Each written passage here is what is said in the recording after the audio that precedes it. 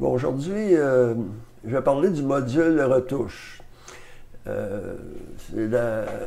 Avec la version 4.8.1, si on veut savoir ce que fait un module, on peut aller en haut ici au point d'interrogation, cliquer sur le point d'interrogation et ensuite aller sur le module qui nous intéresse, cliquer là-dessus, puis ça va ouvrir la page du manuel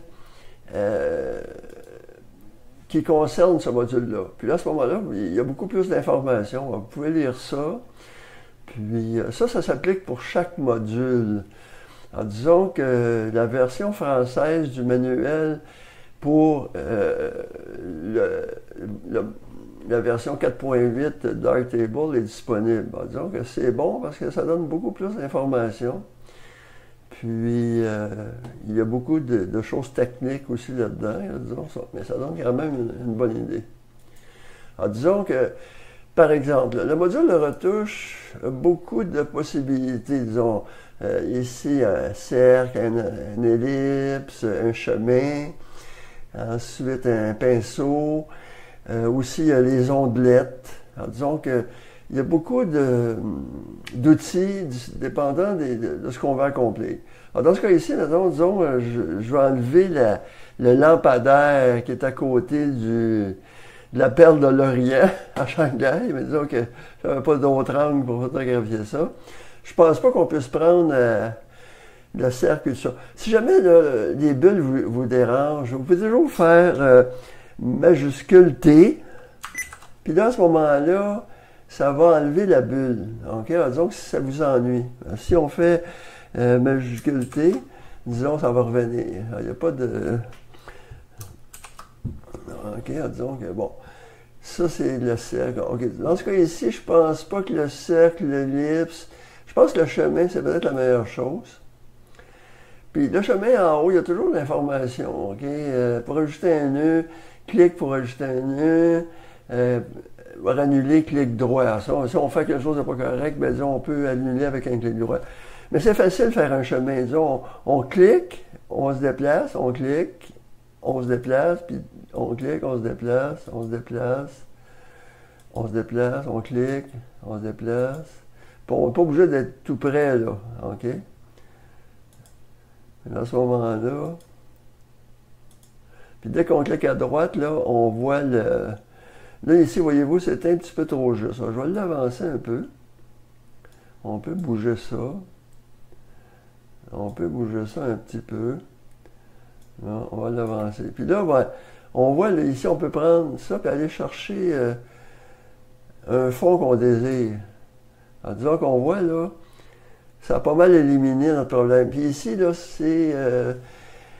ça montre les formes de l'échelle. Si on clique là-dessus, ça disparaît, puis là, on voit que notre image est bien. Ça a enlevé d'un seul coup là, ce qui nous ennuyait. Donc, c'est l'outil parfait pour ce cas-ci. Je vais prendre une autre image. Puis voir les autres possibilités, là, surtout les ondelettes, puis tout ça. Bon, là, on a une image avec un grain de beauté. Alors, disons que on peut prendre ici, dans ce cas ici, je pense bien que l'outil le plus simple, parce que dans les algorithmes, il y a l'outil de correction, hein, ça, le premier. Ensuite de ça, il y a l'outil de copie. C'est un peu comme le clone, quand on fait un clone. Ensuite, il y a l'outil de remplissage, quand on veut juste remplir d'une certaine couleur. Puis aussi un outil de flou. Alors, des fois, ça peut être bon le flou. Mais disons, dans notre cas, là, on va enlever un grain de beauté. On va prendre le cercle et on va choisir l'endroit qu'on pense.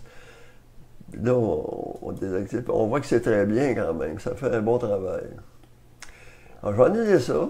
Là, on va essayer la décomposition en ondelettes. Ce que ça fait, la décomposition en ondelettes, c'est que ça va créer, disons, décomposer l'image entre ses détails les plus fins au début jusqu'aux détails les plus grossiers. Puis ça donne plus de possibilités, puis ça fait moins de contraste comme un outil de clone, par exemple, où on peut dire, on voit que c'est copié, et tout ça. En disant que, ici, on va se mettre sur le premier casier, Puis là, on va quand même mettre un peu de lumière pour essayer de voir le détail. Oh, non, non, non, non. Bon, OK. Je n'ai pas fait le bon bouton. Alors, je vais le baisser un petit peu, ça. OK. C'est pas facile à utiliser. Dans le 1, on ne voit pas tellement de détails. Dans le 2, attendez, je vais essayer de faire en sorte qu'on puisse voir. On ne voit pas tellement encore. Dans le 3, là, on voit. Alors là, on va prendre le cercle ici. Puis, en prenant le cercle, là, on va choisir un endroit. Bon, ça va. Puis, ce qui est bon, c'est que chaque étape, on peut choisir un endroit différent. Alors, disons que ici, on va aller chercher ça là. Ensuite, ici, on voit que les détails sont de plus en plus grossiers, là. Ici, on va aller ici, disons. Alors, ça répartit quand même les couleurs selon les... on va aller ici. Vous voyez, les détails là, sont très, très grossiers ici. Là, je me demande ici si ça va être visible. Ah oui, mais c'est spécial, là. Alors, donc, bon, on va voir ce que ça donne.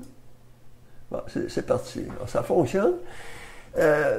Il faut jouer avec quand même beaucoup, parce que c'est pas toujours évident. Mais dans certains cas, quand on utilise le petit clonage ou de copie, ça ici, c'est pas une photo en RAW, c'est une ancienne photo que j'ai depuis longtemps.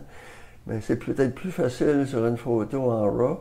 Mais disons, quand on fait une copie ou un clonage, ça peut être évident, ça peut paraître. Alors que en ondelette, ben, ça peut répartir mieux, puis ça va laisser certains détails qu'on veut conserver.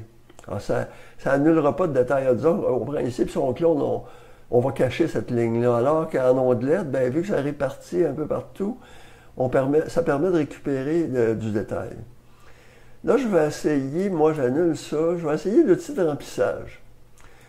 Un peu étrange comme outil. Disons, si on descend, c'est forme sélectionnée, il n'y en a pas encore. Le mode de remplissage, ça pourrait être effacé, mais on ne veut pas effacer, là, on veut de la couleur. Puis là, il y a une pipette à côté. Alors, disons qu'on utilise la pipette, puis là, ben, on la met ici. Ça nous donne cette couleur-là. Là, on va prendre encore le cercle, puis on va... Non, pas le cercle, pas l'ellipse, le cercle. Puis là, on va faire un remplissage de cette couleur-là sur notre... Puis ça fait quand même un bon travail, c'est surprenant. Puis c'est beaucoup plus rapide.